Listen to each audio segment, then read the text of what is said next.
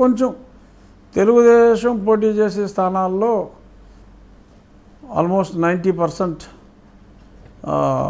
నెగ్గుతారు. నేను తెలుగుదేశం వాడిగా తెలుగుదేశం గురించి నేను చెప్పగలను. జనసేన కూడా. నన్ను తిరస్కరించిన భారతీయ జనతా పార్టీ సీట్ల గురించి నేను మాట్లాడితే బాగోదు, అది సమంజసం కాదు. రైట్. సో మీరు ఎట్లాగూ ఇక రేపటి నుంచి బిజీ అయిపోతారు. ఉన్న 22-23 రోజులే ఉంది కాబట్టి ప్రచారంలో బిజీ అయిపోతారు కాబట్టి మీరు అక్కడే మకాం వేశారు. ఒక ప్రశ్న ఏంటంటే, మీ ఇండివిజువల్ దీంట్లో ప్రజలకు ఏం చెప్తున్నారు మీరు?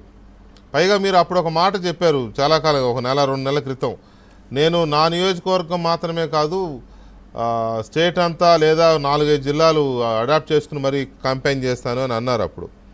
ఇప్పుడు మీకు ఆ టైము లేదు, నాకు తెలిసి అంత ఉందని నేను అనుకోను. ఇప్పుడు కూడా అలాంటి ఆలోచన టైం లేదండి ఇప్పుడు, ఎందుకంటే లేదు, ఇప్పుడు అంత సమయం లేదు, అంత సమయం లేదు కాబట్టి నేను అంత ఇంట్రెస్ట్ కూడా లేదేమో, ఎందుకంటే ఎంత ఏడిపించిన తర్వాత ఉంది. లేదు, నన్ను ఏడిపించింది భారతీయ జనతా పార్టీ అండి. అదేనండి, నన్ను ప్రేమించింది తెలుగుదేశం పార్టీ, నన్ను ఏడిపించింది Bharatiya Janata party. So Bharatiya Janata party స్థానాలను పక్కన పెట్టిన తెలుగుదేశం స్థానాలే, నన్ను హక్కును చేర్చుకున్న పార్టీకి వాళ్ళ స్థానాలు ఉన్నాయి కదా.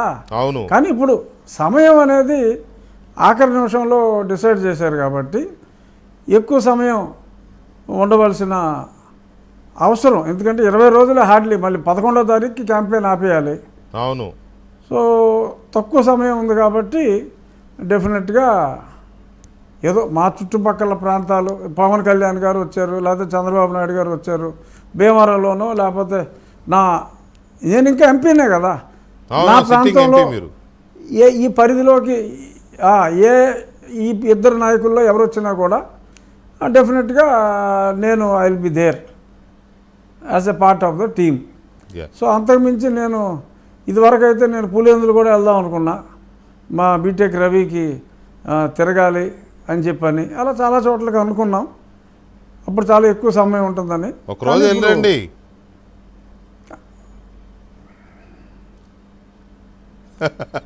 ఈ గ్యాగ్ ఆర్డర్ తీసేస్తే మర్డర్ గురించి మాట్లాడడానికి వెళ్తాను.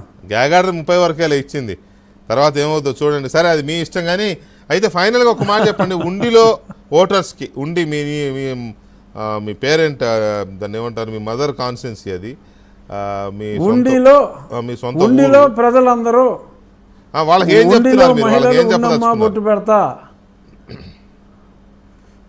వాళ్ళకి ఏమి చెప్తాను అంటే డెఫినెట్గా